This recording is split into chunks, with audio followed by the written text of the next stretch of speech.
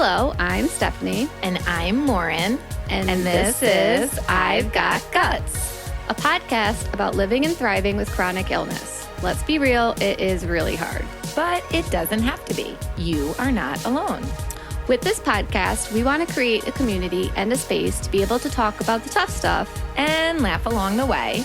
The idea for this podcast stemmed from us trying to find one for ourselves to listen to, but not being able to find anything that didn't make us more sad or frustrated. Our goal is to talk about the hard stuff, but also talk about how to get through it, be positive, have a full and productive life, and of course, thrive.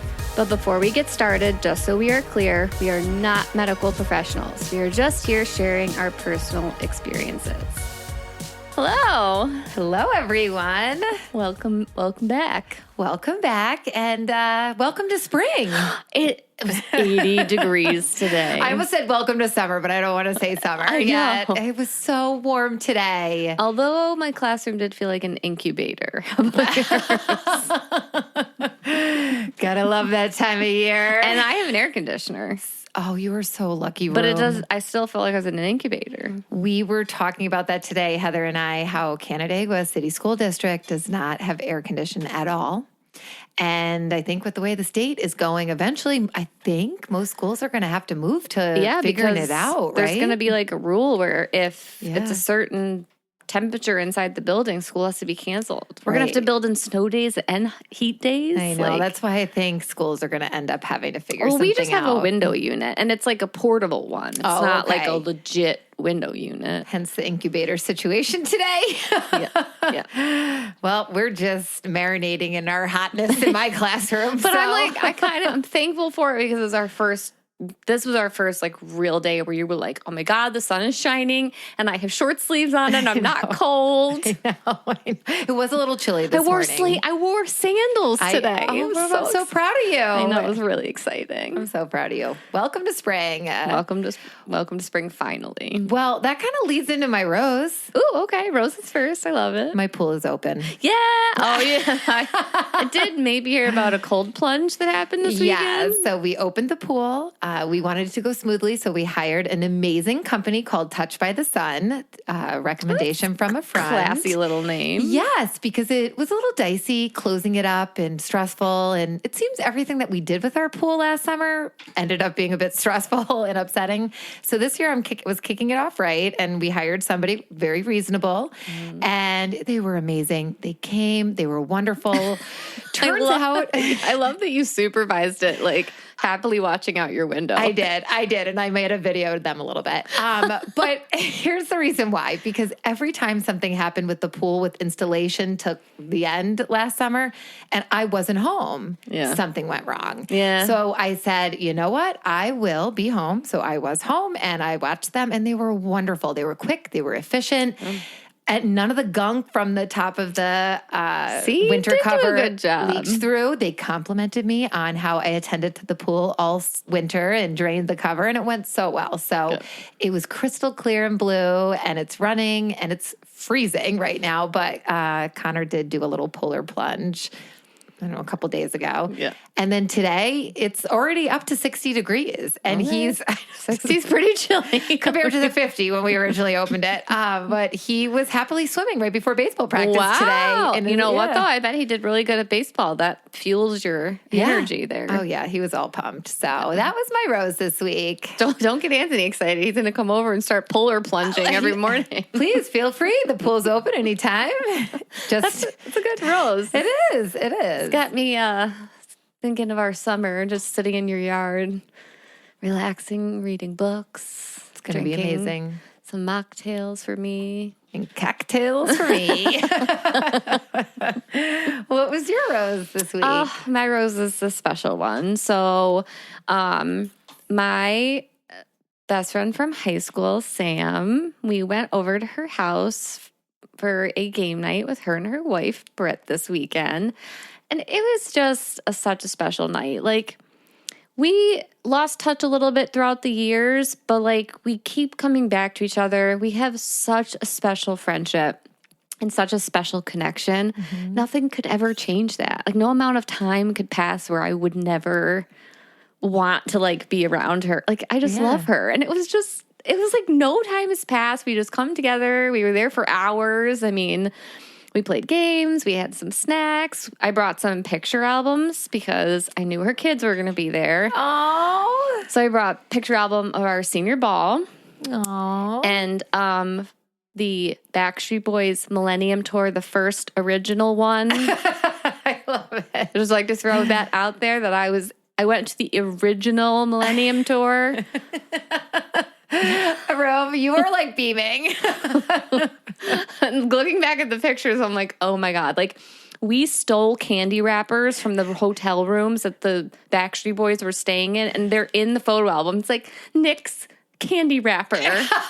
Okay, I love your boy band We days. have pictures with like all their dancers and their like guitar player. Oh, her kids must have gotten a kick out of seeing all that. Her daughter only looked at that one for a second, but she got a kick out of the prom one. Yeah. I mean, really, there's just such memories to look back on. Yeah, I love that. I have like goosebumps because I love Sam and I love that you guys are reconnecting. It makes my heart so happy. Me too. Anthony, noticed like Sam was happier on me. I'm happier on her. It's just, we go right back to that like special feeling, you know? Yeah, because they say like certain friendships are those lifelong friendships. And that's what means a lot when time has maybe passed. But when you get back together, it's like no time has passed. Yeah. So yeah, I love that. Yeah. Aw. Good, Rose. Good, Rose. I feel like I need to invite myself over too and hang out. Next game night we'll all do together. Okay, perfect. Will the puppy be there? I know, this puppy. They have a cute little puppy. They're fostering a puppy. It's actually a sad situation. The breeder, he's a Boston French Bulldog mix, and the breeder bred them to get a certain type of coloring because that coloring brings in more money. But when you breed dogs for that coloring, it brings on birth defects. Oh, no. He has a cleft palate and also a very dysfunctional GI tract. And he's only a pound. Oh my goodness. And he's got to make it to 6 months before they can deem if he can have surgery. So like it's just like a day by day game of like how he's doing. Is he eating? Is he thriving? Oh, poor buddy. But I'll tell you, he's got personality on him. Oh, and you know what? That fiery personality may just be the ticket to survival he's and spunky. getting through this. They have 3 other big dogs and they're all scared of him and he weighs a pound. See, he's got good energy about him. I'm confident he's going to make it. I am. After meeting him, I'm like, oh, you are going to go far in this life, little man. I love that. I love that. Yeah. All right, thorns. You go first. Okay, mine's sad thorn. Aww. I was so sad. So, I haven't been feeling the best since like January. Yeah, and nothing's working. No. So I had my iron infusion, which definitely gave me some life back. So I've been functioning, but I still keep saying something is not right. And you had B12, right? And I have my B12. And she put me on vitamin D tablets. Remember you when almost overdosed. I was overdosed on vitamin D. Then she put me on folic acid. So I'm on all these things and I'm still not feeling better. But I don't know. I'm not myself. So I went for my repeat blood work and I really honestly thought that my iron levels were going to maybe be low again and I needed another iron infusion. Wrong. No.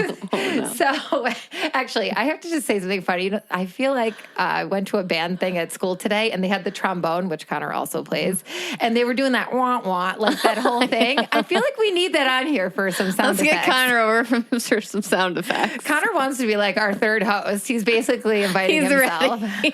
One episode and he's ready. Yeah. So anyway, that just made me think of the trombone and made me laugh. But so back to my sad story. So I was wrong. My thyroid is acting up again. My body does something wrong. Your body does something wrong. It's like, stop copying each other, it's guys. not cool anymore. We're not doing this again.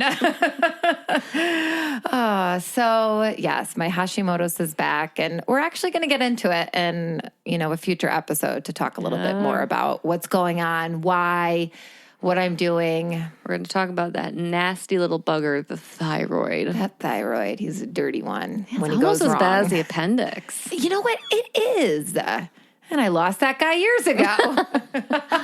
You still have yours though, right? Yeah, I do. You do. Don't jinx anything. I take it back. I didn't say anything about an appendix. All right, moving on. Your thorn, Rome. My thorn is still fertility related. Oh, Rome. So last week, my thorn was I'm my estrogen level was really high, and we waited to see. And I went in for repeat blood work and an ultrasound. And actually, this time, the nurse who did my ultrasound, she goes, "That's not a cyst." She's like, "I think that's a follicle." And I was like, "No way, that's a follicle." So I got the call at the end of the day. She's like, "It's a follicle." My estrogen dropped it dropped from like 380 to 320. It needs to be like below 50 to start a cycle. Boo. And she was like, "How is this even possible?" She's like, "You came in for blood work that showed you ovulated, and then we put you on suppression medicine, and you have a 27 millimeter follicle," which for anybody listening in the world of fertility, like that's well beyond prime size. Like, how is this thing still hanging on? Right. Like, what is the deal? So it was just and I know it's not like as big as a loss of, an embryo but to me it felt like a loss. Like I took it so hard. I was a mess. I had a panic attack. Like I was up all night with my stomach. Like I ended up having to take Thursday off of work because I didn't feel good. I didn't feel good in my body physically, but like mentally, my spirit was just crushed because it just feels like pushback and pushback and pushback. But I am working on understanding that everything happens in the time that it's supposed to. And I'm like a type A person. Like I want to follow a schedule, and this doesn't work like that. No. And it's so hard when you're that one type A, like one way, and we like to be in control, to like almost releasing and surrendering it and just trusting in the journey and the path, and your baby's coming when he's ready. I keep saying he. I know. Everybody thinks it's going to be a boy. And it was hard with it being the week of Mother's Day. I was just going to say that. And Mother's Day was hard for me. And not to like, I love having a day dedicated to my mom. She deserves it. She's special. She's wonderful. And I loved that I got to spend the day with her and my mother-in-law and my sister-in-law. But there was just a layer of hurt. And so many people sent me the most beautiful messages. You did, and my coworkers and Sam, and everybody just said, like, "We're thinking of you.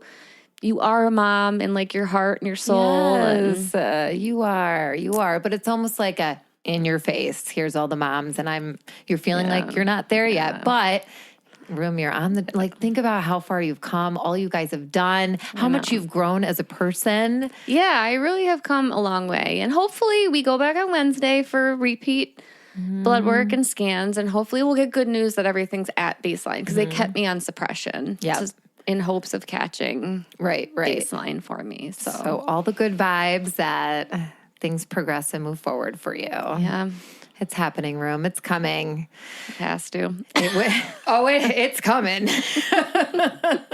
We are going to, this is happening. This is happening. That's it. There's Lauren decided else. When Lauren decides something. In case everyone is wondering, when I make a decision, it literally happens. It does. I even so much so that I believe in the word decide. I tattooed it on my body. That's true. You did. I was there for it. You also gifted it to me, right? I did gift it to you. That was your maid of honor present. It was. And honestly, there truly is nothing more powerful than your internal decision. If you decide it's happening, you visualize it, it will happen.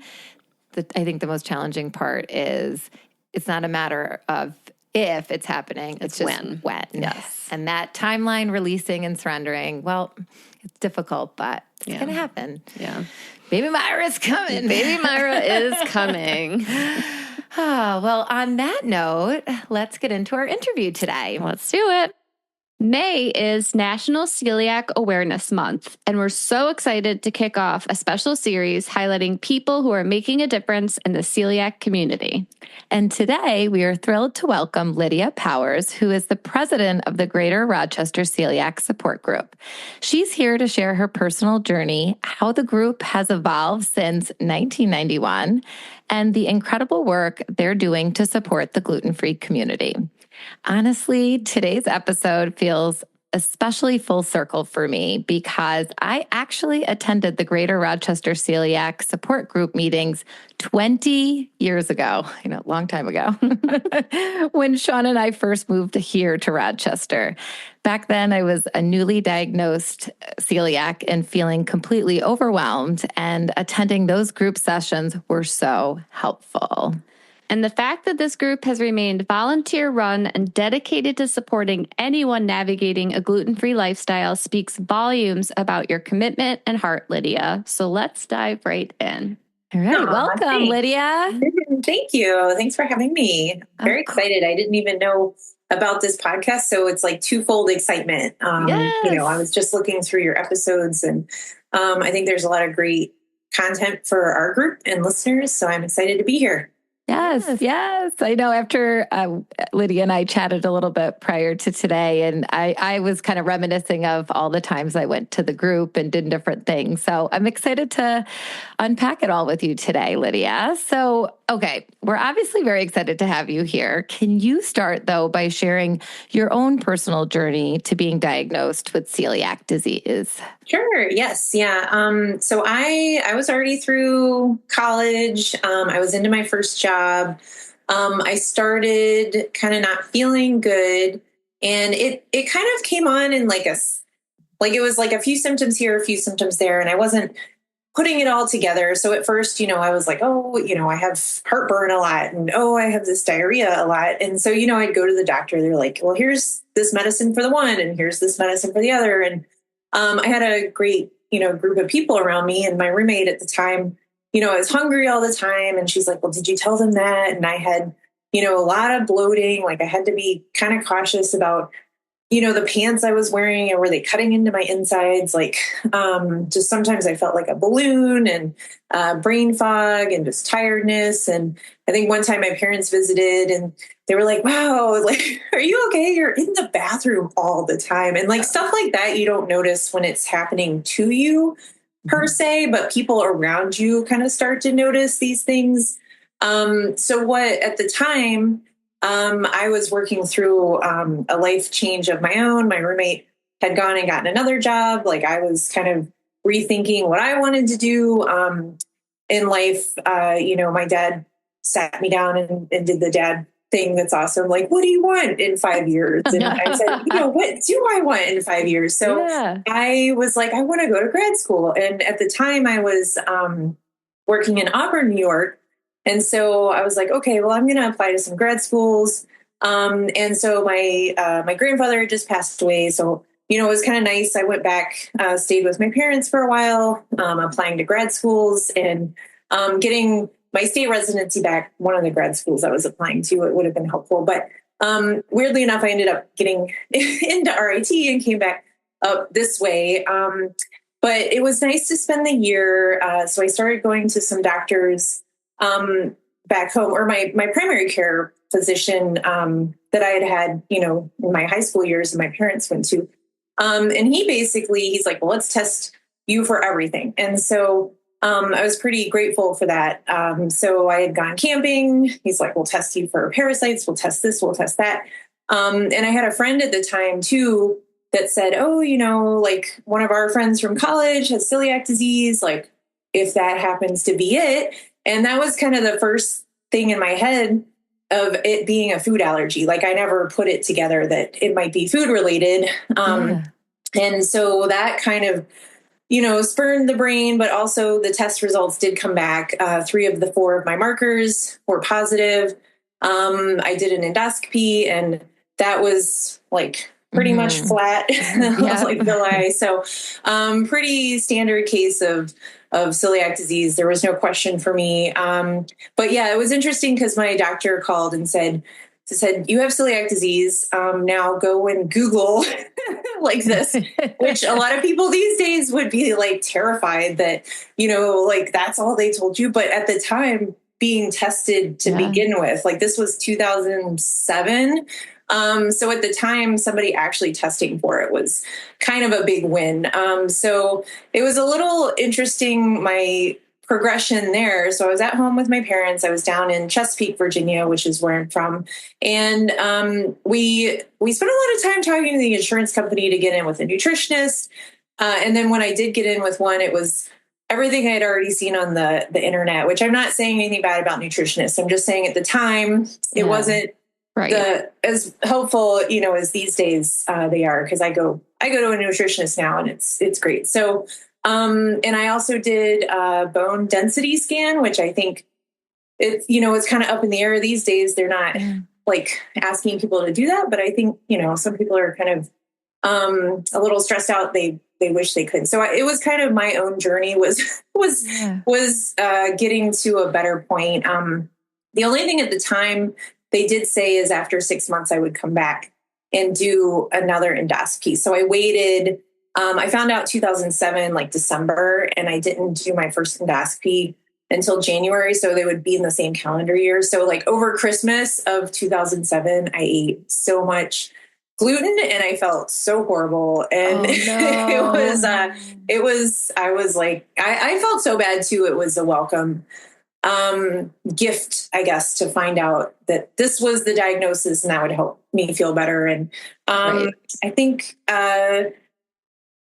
I'm looking ahead because the one I thought about it earlier when I was looking at these questions, like the one thing that really got me in a good headspace, I think, aside from being like, thank goodness there's something and it'll make me feel better, is I was reading The Gluten-Free Girl. I know I wanted to have you say that again. I was driving when you told me about the book you read. So I forgot the title. So share about it. Yeah. Well, it's pretty awesome. So we went down to Florida. I had mentioned my grandfather had passed away that previous year. So my family decided to go down to Florida for Christmas that year.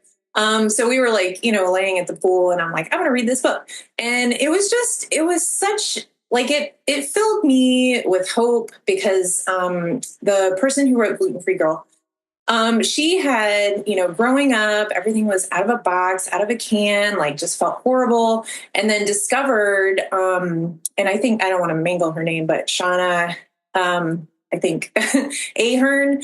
I'm probably terribly mangling this. Don't worry. We are huge with butchering people's names, so don't feel bad. Yay. But her whole journey was discovering whole foods. So quinoa, like millet, all these, like making everything from scratch. Like it was really like, I don't know. It made me really happy not to read like a medical book, but like a book like, here's my journey. And she ended up meeting a chef, marrying him. They have a gluten-free restaurant out in Seattle. Like it's just amazing. An awesome story. Yeah. Mm-hmm. And I ordered, my mom and I, like we went through the whole pantry, like cleaned everything out, put stickers on everything that was gluten-free and not gluten-free. And we ordered like 50 pounds of grains from Bob's Red Mill. And like the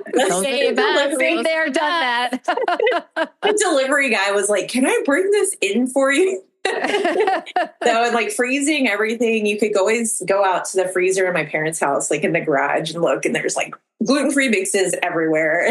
Grains. But that was, I really enjoyed that as like my first kind of take on gluten-free, and it was such a positive kind of thing. So I embraced it. I was like, yeah, I'm gonna, and my family was always, we kind of always did the like latest health craze. We're like, oh, let's try this funny little Atkins diet and this other thing. And so we, and we're kind of medical. My dad's a medical professional and my mom's had multiple chemical sensitivity.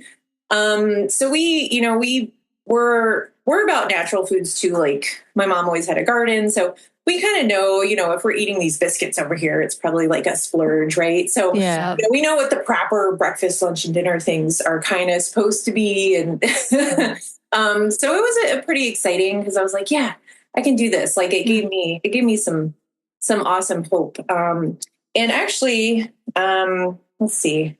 I will tell you, I'm trying to see, I don't want to skip ahead, but I will tell you, the first, I did get involved with a support group down in Chesapeake. Before I moved up here. So that was through the hospital. It was very small. And so that's kind of how I had like support group, stuff in my brain, but that might that might lead to the next question that you have. Yeah. Well, let's get right into it. What led you to get involved with the Greater Rochester Celiac Support Group and eventually become its president? Yes. So like I said, when I moved back up to Rochester, I was going to grad school at RIT. And so I knew to look for a support group, which I don't think as many people think to look for these days. So I definitely knew there was one. I kind of kept an eye on stuff going on. I'm not sure when I went to a newcomer meeting, to be perfectly honest, it was on my radar. But I really didn't super get involved with it until it's kind of a funny story. So I was interning at Kodak, and a coworker of mine had just moved there for this Kodak job, but his wife was still in Philly. So she was moving up when her school year ended because she was teaching. So she was coming like the next day, and he's like, "Oh yeah, Lydia, can you sync up with her? You guys are gluten-free. You'll be like best buddies." Which is true. We're super best buddies. And so she came, and I said, "Oh, the celiac group does this thing that Wegmans comes every year and brings like these bags of Wegmans goodies, like new stuff that's come out throughout the year." And I was like, "Let's go to that." So we went to that, and she actually got involved, like super involved in the group after that. And she was at the time we had a youth group. So she was super involved with the youth group stuff. And she actually brought me back in to the group after I finished with grad school, because I had just no time until then. And she's like, "Now you have some time, like come back in and do youth group stuff." So I actually started as one of the youth group co-chairs. Funny enough too, one of my, I was thinking about this today, one of my grad school friends is the one who got me to go to one of the walks. Cause she's like, "Lydia, there's this walk on Saturday. Do you want to go?" And I'm like, "Yeah." And like, it's so funny because I think at the time I was a little more of a shy person, and like going to stuff by myself just seemed a little intimidating. So yeah, that was great. I was like, "This is so fun." It was so fun because it was like our version of a walk is more like eating a bunch of stuff. So at the time, I love that. I love that kind of a walk. Yeah. So at the time, it was like the Parrington Park pavilion. So we got there. That. Yeah. We were we were there, and I bet you, I can guarantee we probably passed each other, talked to each other or something. Not talked, but yeah. Probably. It was so fun because we got there in the morning. They had all these little samples out. They were all kind of breakfasty related. So we ate a bunch of those. And then we walked to Fairport and got an ice cream cone, like gluten-free ice cream cone. I remember. So exciting. We probably were there. Oh my gosh. And the weather was great. Yes. And then we walked back, and then there was like lunch pizza stuff. And I think Uno's had just come out with their gluten-free pizza. So they had little pizza ovens, and like this is the best walk ever. Like walking to eat food is my favorite kind of walk. The best celiac party ever, aka walk. Your parents were with us. Yeah, my parents made a whole event out of it. My parents came up. We were just so proud because I was newly diagnosed too. Because I got diagnosed in 2005. So, okay. Do you remember they had Against the Grain bagels there? I don't know if you remember that. Those were the best. Oh my gosh, I fell in love. I was missing bagels so bad. Right? So, I know. Yes. It took a really long time for me to trust bread again. I just felt like for a long time I was just wasting my money. So that was another benefit of the group. Like I kind of waited until everyone in the group emailed and said, "This is the bread to get." And I'm like, okay, I will go buy that because otherwise I'm just throwing my money like just out into the wind. So yes. That's so fun. We should get back to those kind of walks. That would be amazing. Yes. Yeah.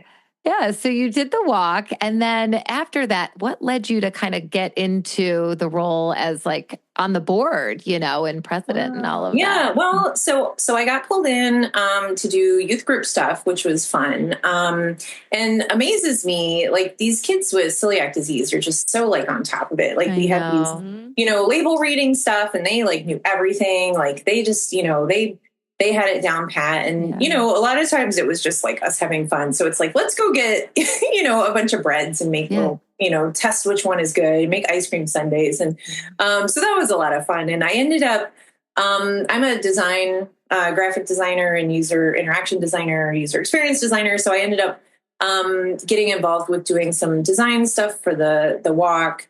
And I also had created like a restaurant list for my own personal use. So I had a big Word document based on where I was in Rochester. Like I had this list of like restaurants I could go to. So I kind of got involved with the web person at the time. And because I sent that out to the group, I'm like, oh, here's my little cheat sheet. And so he's like, oh, can you work on updating this on the website? So I think at some point, and then I was helping with the walks, the 2 walks that I was involved with, we did like a family zone.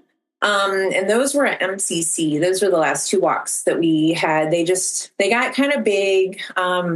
They were really fun, but the people, the board that we had at the time was also the people doing the walk. So I think everyone got a little bit burnt out with all the work that was happening.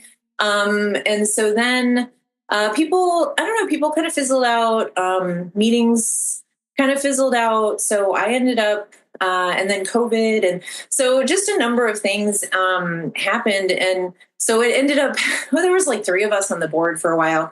And so we just, we kept having meetings and we kept saying, okay, well, what can we do? Let's do some virtual meetings. Let's do some restaurant meetings, like trying to figure out how to revitalize the group. So I kind of stepped into because there wasn't really much of a youth group anymore.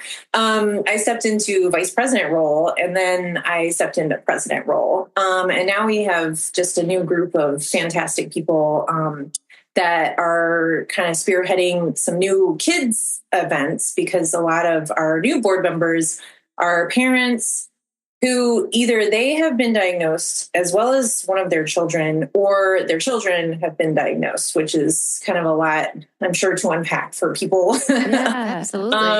And Lauren. Yes. Yeah. Yeah. So and then we have another set of people that are working on kind of bringing back our traditional kind of support group mode. So yeah, that was a long,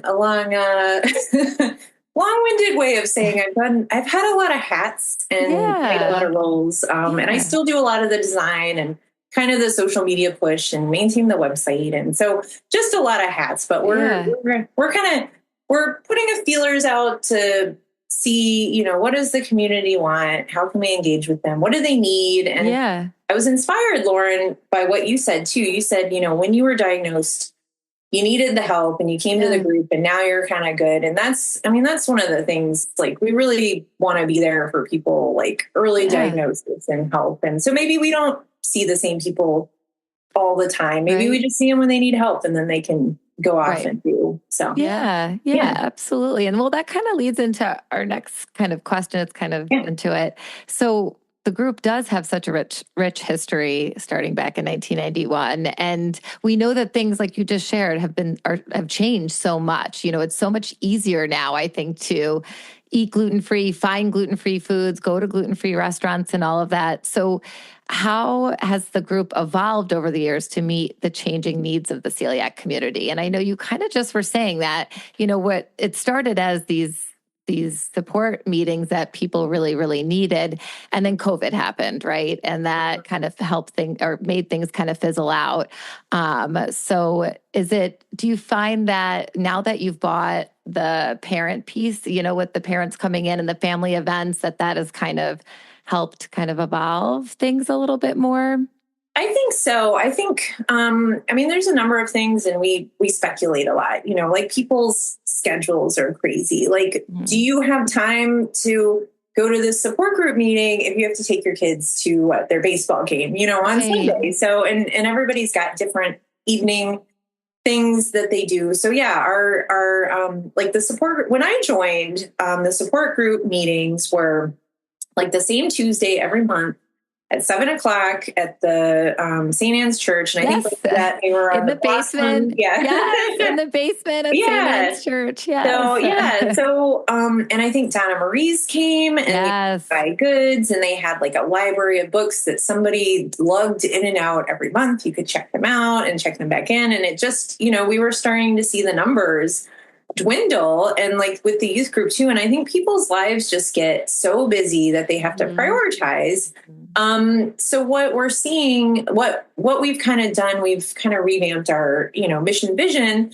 And like our two important pillars, we'll say, are we have your newly diagnosed people that really need extra support and help and a little more immediately and maybe a little more personal one-on-one. So we offer like Zoom calls or phone calls. And then the other pillar is just having like these larger events to provide community. And what we're seeing or what we saw with our new board members is things like breakfast with Santa and trunk or treat, like things where kids usually have fun going to do things, but not so much when they're gluten-free and they can't, and other allergens too.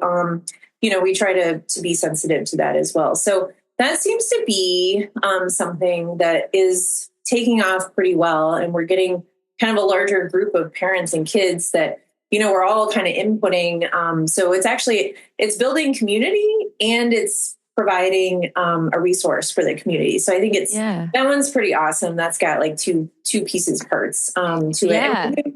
We do an annual picnic, which going back to what you said in 1991, usually the people who started the group in 1991, the OGs, they usually come to our picnic in August, which used to be at Parrington Park for a while. And now we've switched over to Elm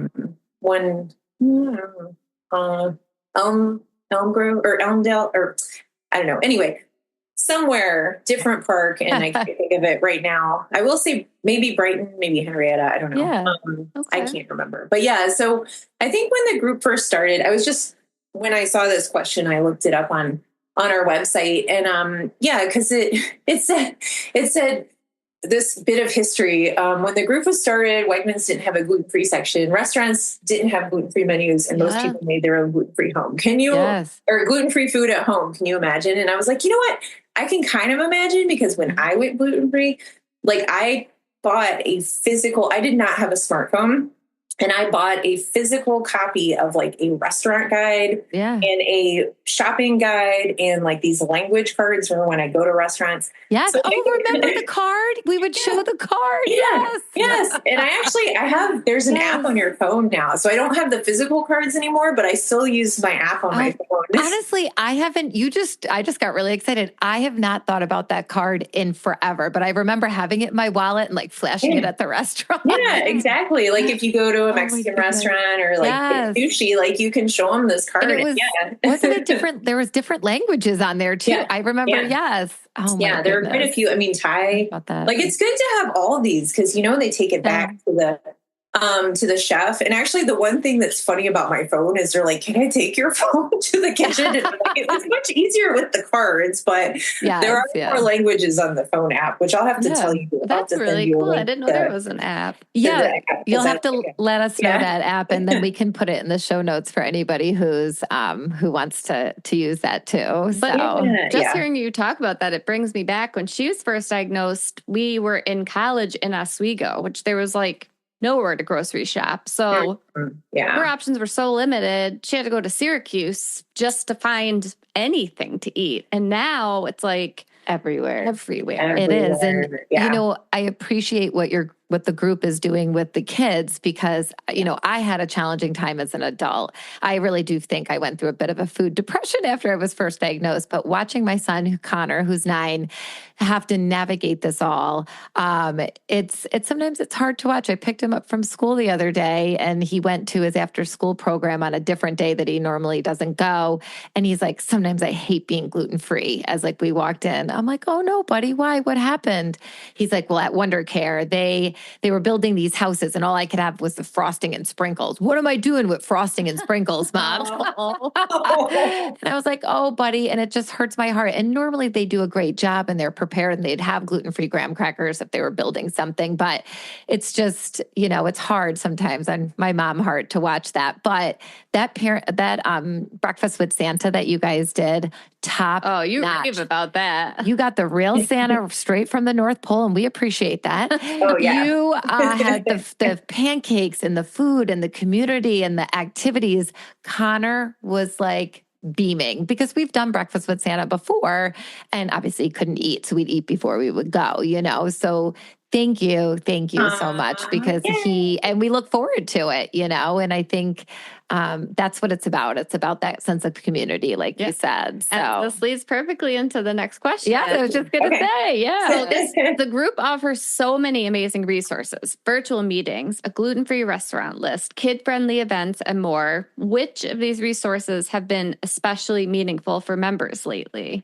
I feel like we've I think it's the kid one, right? The kid stuff. The kid ones. Yeah. And that's, what we're really trying to do, which is great. And is we're trying to get a base of people who know that we have this event every year, and then just go ahead and schedule. So we'll have the breakfast of Santa. I think we're trying to do like the first weekend of December. We have the trunk or treat. We have the picnic. So we're trying to set up events that people can count on every year, and they just put in their calendar. Because the more we realized we were moving events around, like we tried to do different restaurants, and, you don't get as much notice. Like if people are kind of counting on these things, like, and looking forward to them, then we can do that. And I think we've done good, because I think it was the third year of the breakfast with Santa, and it was the second year with trunk or treat. We kind of talked about an Easter thing, but it's tough with Easter moving around all the time. Yeah. So we haven't really gotten to that one yet, and then the picnic. I think we've really hit a spot that's what our community needs. Because it is hard. I mean, I was diagnosed after I had already been through, college, and I had already gone to like France with my high school, and I could eat all the food there I wanted. And so, I felt like I experienced kind of a lot of stuff, and it was easier for me to handle, because I was feeling so bad. So I totally get it. It's hard for kids and feeling excluded. And I was telling Lauren, I went, the Camp Celiac Strong, who was made by this amazing person, who this was her Girl Scout senior project. And it's been going ever since. And I went the first 2 years. So Sabrina and I went the first 2 years as a counselor, and it was a long weekend. And it was amazing, because like all of us were just at camp, and we didn't talk anything about gluten-free most of the time. We just did fun camp things like tie-dyed, went fishing, the works, like sat around a campfire, ate s'mores, but it was all gluten-free. So it's just amazing to kind of feel like you're in a normal space. And like, even for me, like, the pancake breakfast was amazing. And this year we switched to King Arthur flour pancakes, and they were delicious. And I really got a stomach ache because I ate too many. It's delicious. It's for the big kids in us too. And I told people, I was like, it's not just a breakfast with Santa for kids, it's for anyone. It's a pancake breakfast. So, come along, one and all.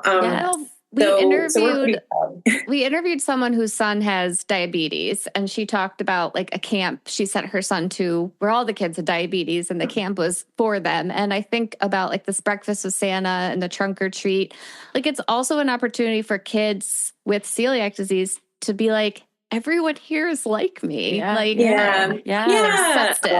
And not feel left out, because really, it's sometimes it's just natural. You're going to feel left out. So when you can attend events like that, it's just, I think it's really special. Amazing that you guys are doing this. Thank you for that. Thank you for that. Well, and I think a lot of the friends from the camp, the celiac camp, remain friends all year and look forward to seeing each other. Which is so nice. Which is so good. I love that. So thinking I cannot believe we're so close to May, and when the listeners are listening to this, it will be May. So Celiac Awareness Month is all about shining a light on our community. So what's one thing you wish everyone knew about the strength and resilience it takes to live boldly with celiac disease?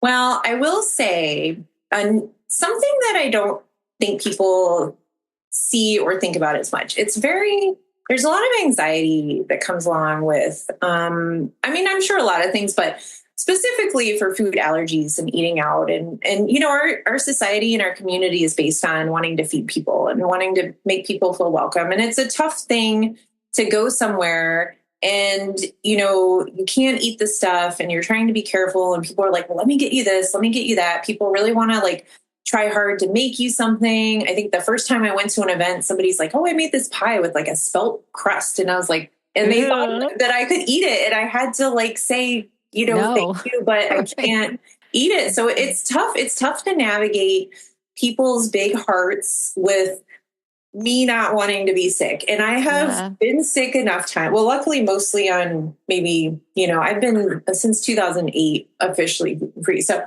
I have mostly avoided getting sick, but most of it, like a lot of times when I've gotten sick, I've kind of let somebody talk me into something that I shouldn't have eaten.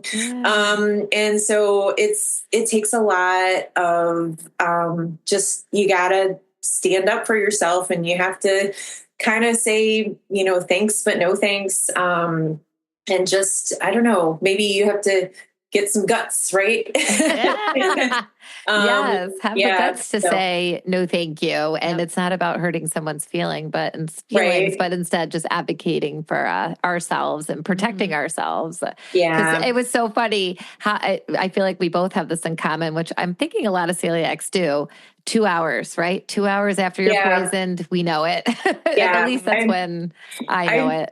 Yeah, I feel like I picked my family up. One time I got sick, I picked my family up from the Buffalo airport. We ate there, and then we were driving home, and I about 2.5 hours. So I could start feeling the nausea hitting. And I was like, okay, you guys get in. I only had one bathroom at the time. I was in college and I was in an apartment. I was like, okay, you guys get settled in, use the bathroom. I'm going to be sick in 30 minutes. So yeah, it's, and some people it's immediate, and they're in a restaurant. And people don't understand too, because they think, oh, I'm going to have anaphylaxis reaction. Or some people are like, oh, was that gluten-free? And I was like, well, I'll let you know tomorrow. Give you a buzz tomorrow. Yeah. Like some of my friends have gotten my leftovers because I'm like, nope, I just can't It's an uncertain thing. And it really causes a lot more anxiety, the bigger of a group that you're in, or if you're traveling. Like in Rochester, I feel pretty comfortable with certain places that I go to a lot. If I'm traveling, all you will see me eat is like meat and vegetables and rice and fruit. Like I will eat the most minimal thing. And people are always like, look, they have a gluten-free pizza. And I'm like, I'm not going to do it because it'll be a regular pizza that comes out, and it'll ruin like my whole trip. And it'll ruin. And if I'm in a group, it ruins my whole meal, because I'm just like, my brain's like, well, is it? And like, I don't want to go ask all these questions. So I just eat the simplest things like hummus, veggies, like. Things that there's such a slim chance of you getting poisoned or having it contaminated. 20 years of friendship, I think I have Lauren's spiel that she gives every waiter and waitress memorized by now. It is, because you've got to. And I do have to say about the Rochester area is very unique. I think because there is so much gluten-free around us, the support group. When I moved here from Long Island, there was barely anything down there. New York City back then, it was early 2000s. Barely any restaurants did gluten-free. I came here to Rochester. There was so many just restaurants that would accommodate me, your support group. It's different here, and it's amazing, how different it is. I think we're very lucky to live in this city. Mm-hmm. I concur. And I have always tried to figure it out. I'm like, is it because there's so many Italians here? Like, what is it? Because I can always tell, like, and when I used to travel down back to Virginia, like the closer I got there, like the more like blank people looked. Like you can always tell if you say, oh, I have a gluten allergy, and people are like, oh, sure, we rye and barley. But if you say gluten allergy and they have like no response, then I'm like, okay, I'm going to order like a salad. Nothing on it. But yeah, I do not trust you. I do not trust you. Or if people say everything here is gluten-free, I also do not trust you. Red flag. There are certain signs that I'm like, okay, but it's alert. Right. I mean, it's gotten better over the years. And of course there's the chain restaurants that you can go to.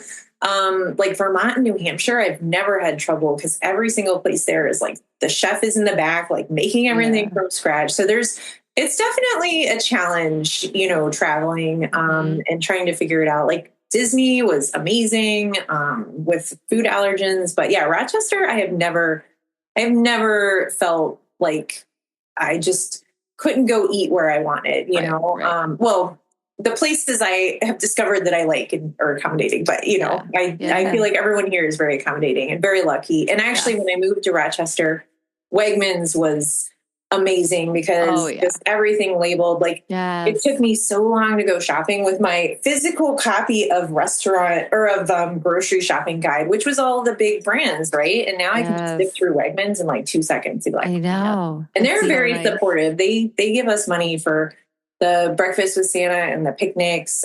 So they are our number one fans of our group and of gluten-free people in Rochester in general. So Wegmans is truly amazing. I know. Yeah, couldn't live without them. All right. So we're getting ready to wrap things up. So looking back on your time with the Greater Rochester Celiac Support Group, what has been one of your proudest moments?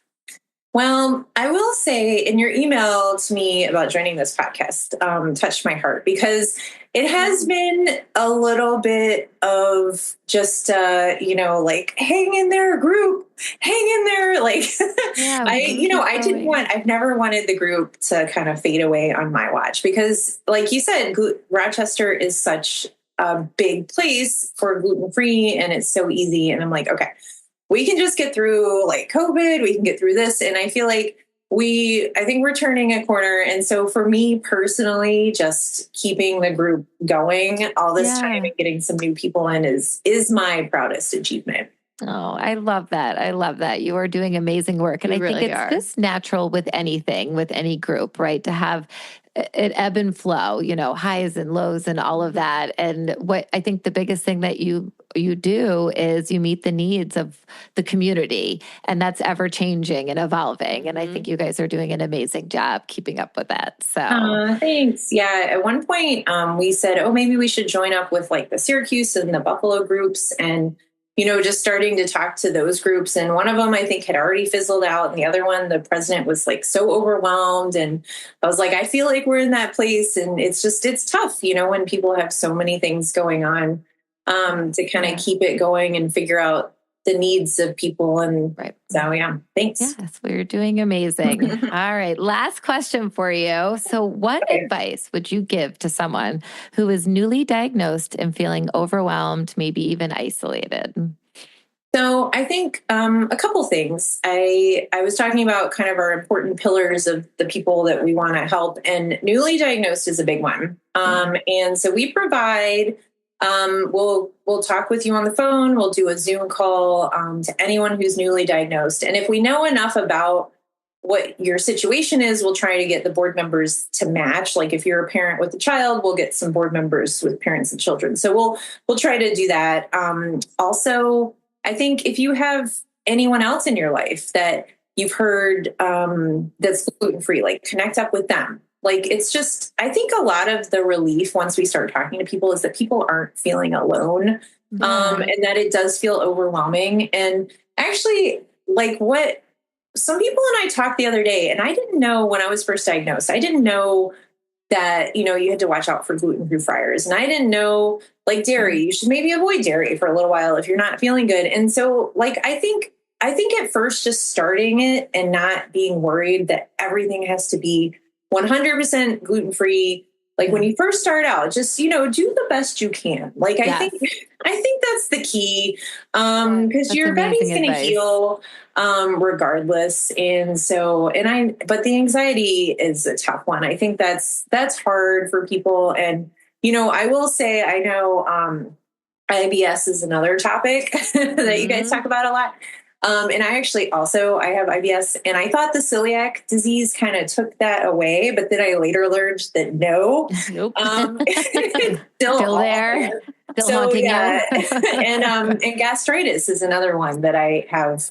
So I just have a lot of fun things, but the more you stress out about stuff, the more your system like wants to go in crazy mode. So it's counterproductive to be so stressed about it, which you can't help, but just finding someone to talk to.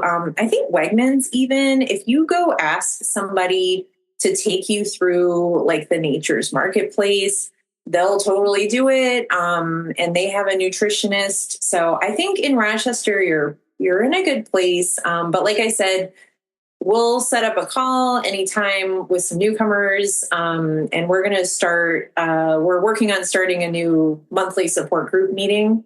I love that.